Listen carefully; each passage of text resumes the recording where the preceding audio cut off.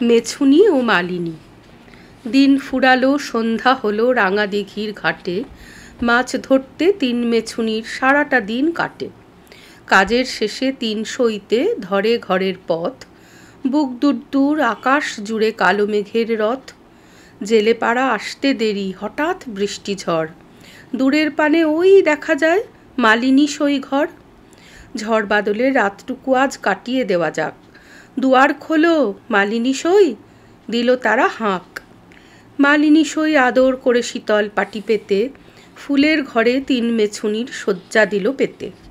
পদ্ম, গোলাপ, জুথি, বেলি, হরেক ফুলের সুবাস, সৌরভে তিন সখীর পরাণ হলো যে হাঁস ফাঁস।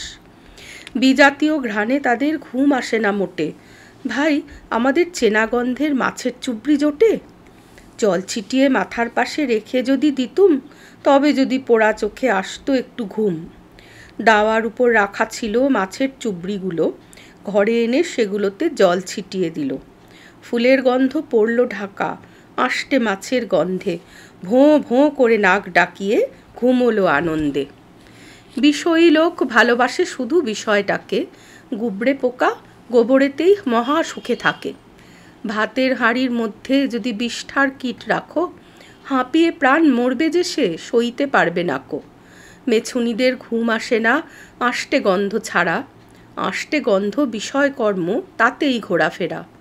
ফুলের সুবাস ধর্মকথা একদিনে কি সয়, ধীরে ধীরে বিষয়ী মনকে অভ্যাস করাতে হয়।